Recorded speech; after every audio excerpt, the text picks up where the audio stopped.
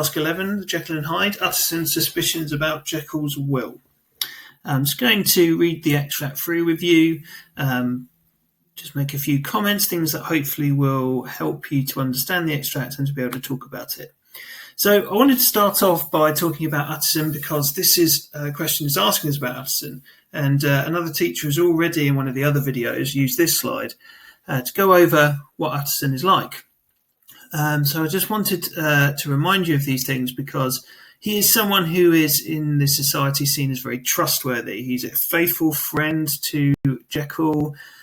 He's a good influence for other people. He's very well respected. He's very sensible. He's a lawyer, and he is someone who is very even-handed. So Stevenson uses the character of Utterson as a reliable as possible character. So we're sort of seeing everything through his eyes at this point. And he is presented to us as somebody who we can trust, with no other ulterior motive than to just look out for his friend, Henry Jekyll. So here's the extract, and I just wanted to read it through first of all. The question you're being asked is, why is Utterson suspicious about Jekyll's will? What suggests that he believes that Hyde is blackmailing Jekyll? Okay, so I'll read it through and have a think about those questions. So the will was holograph, for Mr. Utterson, though he took charge of it now that it was made, had refused to lend the least assistance in the making of it. It provided not only that, in case of the decease of Henry Jekyll, MD, DCL, LLD, FRS, etc., all his possessions were to pass into the hands of his friend and benefactor Edward Hyde, but that in case of Dr. Jekyll's disappearance or unexplained absence for any period exceeding 3 calendar months, the said Edward Hyde should step into the said Henry Jekyll's shoes without further delay and free from any burden or obligation beyond the payment of a few small sums to the members of the doctor's household. I thought it was madness, he said, as he replaced the obnoxious paper in the safe, and now I begin to fear it is disgrace. Okay, some tricky vocabulary in here, a few things just to go over first of all. They mention at the beginning holograph. It describes the will as being holograph, and that means it's a manuscript written by the person named as its author. So in this case, that's important because it's basically saying that this was Henry Jekyll who penned this. It is him who actually decided on the content. So that probably piques Utterson's suspicions, like he's wondering why he would have written this sort of thing. Some of these other things here, they are the letters after Henry Jekyll's name. MD means he's a doctor of medicine. DCL, doctor of civil law. These two are degrees earned at school, university, so he's seen as someone very educated. LLD means a Doctor of Laws, and FRS is a Fellow of the Royal Society. Now, these two are professional career awards. So all of these letters after his name basically show us that he's a very, very trustworthy person. Basically somebody who's very, very well respected. And remember, a gentleman had to be respected, and he was somebody who was the utmost, gentleman in society. He also puts etc. on the end of that list, which basically suggests that he has other titles as well, which he hasn't mentioned.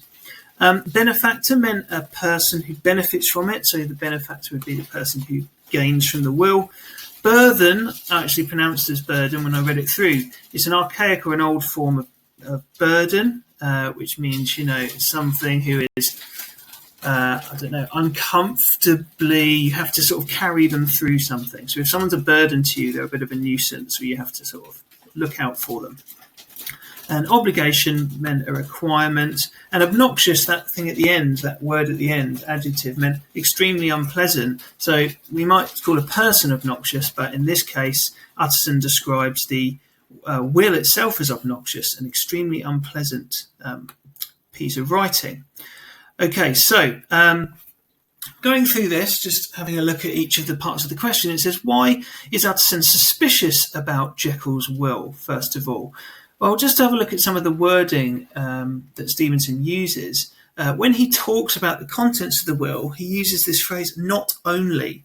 So I think by using not only, it shows us that Utterson doesn't only have one problem with this will, he has several. So he says not only will all the possessions pass on to Edward Hyde, but in the case where he disappears, Hyde is to basically take his place. So that not only shows us that there's more than one reason why he would dislike it. And in the yellow there, I've just highlighted some things that I think link to what suggests he believes that Hyde is blackmailing Jekyll.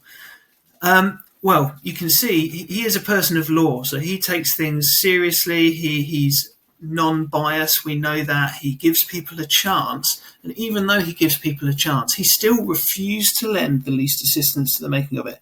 If Utterson refuses to help in the making of this will, he clearly has big problems. So we see that we definitely have evidence here that he suggests he has a problem with this will. And the listing of all the titles show us that Utterson believes that his friend Jekyll is at the utmost position of society. So by listing all of those, it reminds us that. So the fact that this person, Hyde, this mysterious figure, is taking all of his possessions in the case of his death or disappearance, it seems even more ridiculous that someone so well respected, with all of these letters after his name, all of his things would be passed to Hyde. And then also something else here which shows that he believes is blackmailing him. Utterson uses the precise wording from the will, where he says, in quotation marks, disappearance or unexplained absence for any period exceeding 3 calendar months. We've got any period. It seems like every possibility is covered here. We get the suggestion that Utterson is disgusted by the wording of this will. It shows us that he is very suspicious and he thinks there's some blackmail at play. And also the wording, without further delay and free from any burden or obligation. Again, this mysterious figure Hyde seems to be being given boundless control over his friend Jekyll's life, basically. So this shows us that he believes there might be some blackmail. At the very end, we do actually finally have some of his opinion, where he expresses, I thought it was madness. He uses that abstract noun, madness, he said, as he replaced the obnoxious paper in the safe. And now I begin to fear it is disgrace. This is a character who we know always gives people the benefit of the doubt. Yet he is describing this will as madness, obnoxious, and a disgrace. This suggests that he definitely thinks something is up, because for a character like him to be use words like this, it would have to be pretty bad. So going back to these questions, why is Utterson suspicious of Jekyll's will? What suggests he believes that Hyde is blackmailing Jekyll? The wording in here shows us that he believes there is definitely something up and that he is suspicious. And I think that the fact that he sticks closely to facts and evidence from the will reflects that he is not being biased. He has genuine reason to be concerned.